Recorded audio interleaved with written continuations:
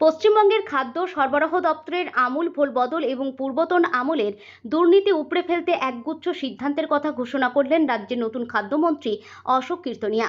খাদ্য দপ্তরের দায়িত্ব নেওয়ার পরই দুর্নীতি নিয়ে নো টলারেন্স বা শূন্য সহনশীলতার নীতি স্পষ্ট করে দিলেন রাজ্যের নতুন খাদ্যমন্ত্রী। দুর্নীতির বিরুদ্ধে কড়া হুঁশিয়ারি দিয়ে তিনি বলেন, বিগত দিনে যা দুর্নীতি হয়েছে আর যেন দ্বিতীয়বার না হয়। আমি আগে হাতজোড় করেছি, আজও করেছি, এরপর যেন আমাকে কড়া ব্যবস্থা নিতে যেন না হয়। খাদ্যমন্ত্রী এই কড়া বার্তার পাশাপাশি আগামী জুন মাস থেকে রেশন বন্টন এবং ধান পাট ক্রয়ের ক্ষেত্রে একগুচ্ছ নতুন সরকারি নির্দেশিকা জারি প্রক্রিয়া শুরু হয়েছে। চাষিদের সুবিধার্থে মন্ত্রী স্পষ্ট জানান, ধান ক্রয়ের ক্ষেত্রে মধ্যস্থভোগী ও ফরেয়া যাতে কেন্দ্রীয় সুবিধা লুট করতে না পারে তা নিশ্চিত করা হবে।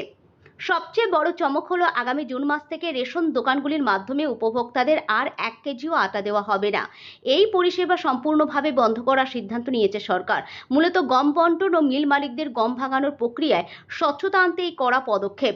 মন্ত্রী জানান, এক শ্রেণীর মিল মালিক সরকারি স্তরে প্রচুর কাজ পাচ্ছিলেন, বাকিরা পাচ্ছিলেন না। এই একচেটিয়া কারবার এবং বৈষম্যের বিষয়টি খতিয়ে দেখতে কড়া তদন্ত করা হবে।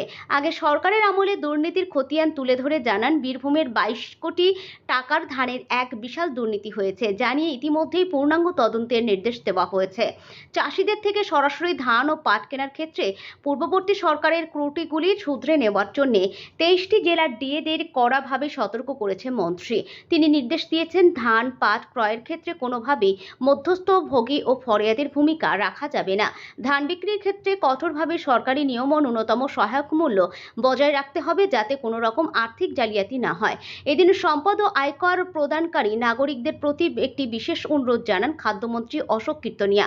তিনি বলেন, অনেকেই আছেন যারা নিয়মিত ট্যাক্স প্রদান করছেন। আপনাদের কাছে আমার অনুরোধ, আপনারা দয়া করে আমাদের ডিজিটাল রেশন কার্ডটি রিটার্ন করুন। আপনারা কার্ড ফিরিয়ে নিলে সেই জায়গায় অনেক গরিব ও প্রকৃত দুস্থ মানুষ সরকারি রেশন পাওয়ার সুযোগ পাবেন। বিগত সরকারের অনিয়ম রুখে রাজ্যের রেশন ও খাদ্য বন্টন ব্যবস্থাকে সম্পূর্ণ স্বচ্ছ জনমুখী করাই যে নতুন সরকারের মূল লক্ষ্য। খাদ্যমন্ত্রী এদিনের মারমুখী ও আপোষহীন অবস্থায় তারই প্রমাণ দিচ্ছে বলে মনে করছে ওয়াকিবহাল মহল। চালের মান নিয়ে কোনো আপোষ করা হবে না জানিয়ে মন্ত্রী বলেন, মানুষের জন্য বরাদ্দ সরকারি চালে কোনো সমস্যা থাকলে বা মিল মালিক ও ডিস্ট্রিবিউটরের গোডাউনে অনিয়ম মিললে কঠোর ব্যবস্থা নেওয়া হবে। দুর্নীতি রুখতে সাধারণ মানুষের সহযোগিতা চেয়ে মন্ত্রী জানান, তার ব্যক্তিগত নম্বরটি সামাজিক মাধ্যমে দেওয়া রয়েছে। সেখানে ফোন না করে যে কোনো অভিযোগ সরাসরি মেসেজ করার অনুরোধ রয়েছে। তিনি নিজে প্রতি রাতে খতিয়ে দেখবেন।